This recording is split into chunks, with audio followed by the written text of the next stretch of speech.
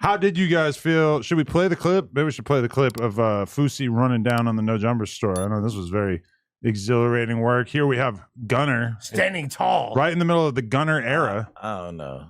Gunner stood tall, bro. Suck my dick. No, you suck my dick. Tell Adam 22 to make me suck your dick right now. Get on your knees. Make me suck your dick right now. What are you gonna do about it? I'm gonna do a lot right now. Make me do shit. Make me do shit. You tell me to suck your dick on the phone, I'll slap that shit out of you, pussy. I'm in front of your CEO store calling you a pussy. What do you mean? You're a pussy, he's a pussy. He's not. He points at the security guard and says, he's not. Fousey, use a bitch. Nigga. That's some hoe ass shit right there. Yeah. Nigga, No lose points. money, socking your bitch ass. Go home and sock it a sock, bitch. I'm busy fucking leading her. That fucking way. You don't even know how to say He's her name. disrespecting me. He's disrespecting me. Then tell him not to talk to me like that. That was He's the disrespecting bitch me. shit. Look at Steven. Steve got up on him. And for He's some like, he's reason, a disrespecting narrative got me. started that Steven had the blick and that he went back in to get the blick so he could fucking turn Fousey into a He's pack. disrespecting me. That's not How necessary. am I gonna get on when he's disrespecting me? You want to know the craziest thing about this too is that he had just been banned off of Kick and Twitch. So I believe he was streaming this on Twitter. Yeah. What? Yeah, Which he's is on like Twitter. the lowest form of yeah. streaming possible. He started a Twitter space. You've left YouTube. You got booted from Twitch. You got booted from Kick. Rumble probably don't want you. You've been forced to head on over to x.com in order to stream. I don't really understand what Fousey's angle was here. Like, obviously, you know that I'm not at the store on a day-to-day basis, although he might still think that I am just because he was part of that epic moment. He pulled up to the store and had one of his most viral moments ever.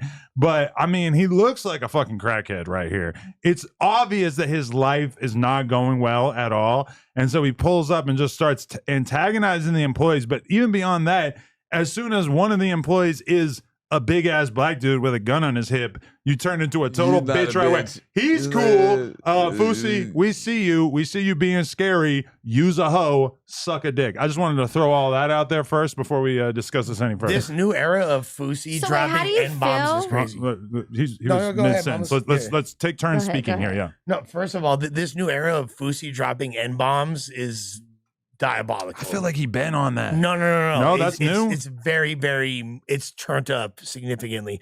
Now, since the FouseyCon debacle, we've seen a lot of rises and way more falls of Yusuf since that moment. However, it seemed like you were always really kind to this guy. You know, you went to FouseyCon, you had him on the platform. You had a much bigger guest on at the time, you know, with Shane Dawson, yeah. Shane at the time was probably top 3 biggest YouTubers. You know what I mean? Like, And that's what pisses me off about this, though, is that I felt like when Fousey, I reached out to Fousey when he started streaming, like maybe a year or so ago, and he said that his team told him that they didn't want him to do No Jumper because they felt like it would bring attention back to basically like the tweaked out version of him that had been on the podcast prior. oh, that would bring attention to it? Now he is living out that tweaked out version of himself that I went to war with on the pod. Well, I didn't really go to war with him, but Keemstar did, etc. Control over him for a couple weeks. Yeah, a month exactly. or two. And now, Yeah. so he hits me up, and I got a lot of shit for saying that I didn't want to interview him. Listen, I can acknowledge that I have not always had the most discretion with who I've interviewed, and I've for sure interviewed people that were in the middle of a mental health episode, and I'm just trying to be a slightly better version of myself one day at a time. I'm not saying that I'm never going to interview somebody who's clearly going through a mental breakdown ever again. I'm just saying with the Fousey thing, being somebody that's known him for all these years, I didn't want to interview him.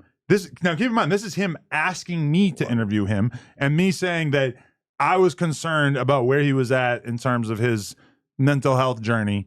And the reaction from him was basically to say, fuck you, use a bitch, I'm gonna fuck your wife, et cetera, et cetera. Which, That's why he's tripping on you? yeah, because I told him I didn't want to interview him Which is so crazy. like a week ago.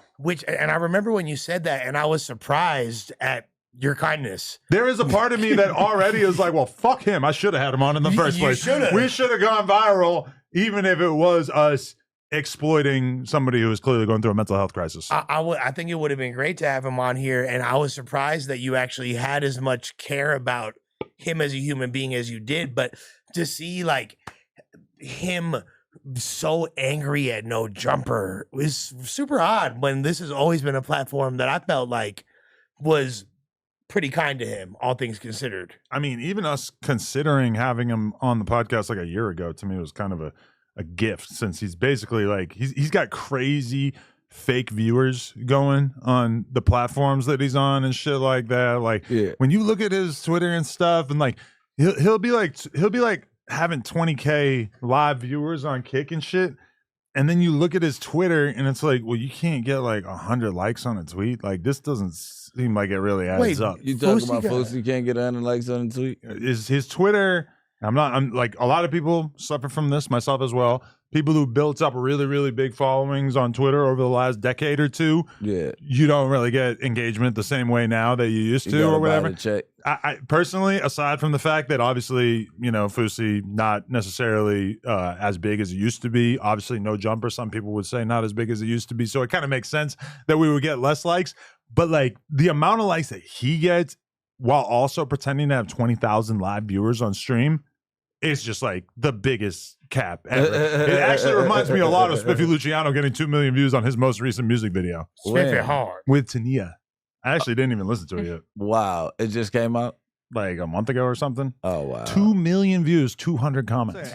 I still like, no, but I can't do it now. Like, I'm thinking like, it would be so fun to have Fousey on here. Please. But he's just like, bro, he's in a fucked up state. Like he should not be allowed to be streaming on any platform that in any way wants to be taken seriously. Like, I just feel like it's just, there's so much better uses of our time. Like he's lost it in a bad, it'd be like grabbing a random bum from Skid Row and being like, here, have a seat. You don't feel like we joke around with you. No, but we could give him some guidance. It's Fousey still, man. We could give him, and we could look, like at the end of the day, I respect Fousey as a YouTube consummate OG. He been, you know what I mean? He's survived a lot of errors in this game, going back to the pranks and all that. Like, so I feel like we could have somewhat of an intervention, similar to the content like when we have Jess over here. Not Mac. Okay, but Crib Mac has been like on the same level mental health wise for many, many years, right? Which I guess, that describes Fousey as well. You're not exactly talking about someone that's been playing with a full deck. But you see glimpses of Fousey like returning to normalcy. And then all of a sudden he's fucking. That's the bipolar shit. Literally, we saw him on the H3H3 podcast have like a moment of like feigned lucidity, and all of a sudden people were like, "Oh, Fousey's down to earth now." If you really look at it, he's been the same guy this whole time, with a few exceptions to the rule. Yeah. Okay. What were you gonna say? So he came to your store. Yeah. Because you wouldn't interview him. Basically. And then he like came for your wife. Yeah. So like when people come for your wife when they're like at odds with you, how do you feel? I don't really care because it's just so played out, honestly. But definitely it also makes it so that it's like it's harder to rebuild the bridge after that. And then the kid is like a full-blown non-starter. Like it would take it's gonna take a long time and a lot of understanding for me to be able to get past somebody saying something about my kid. My girl, it's a little different because she's a public figure, et cetera. We obviously kind of put ourselves out there to troll and be made fun of and everything like that. But yeah, the girl thing is bad too, but the kid thing is like way worse. Off limits.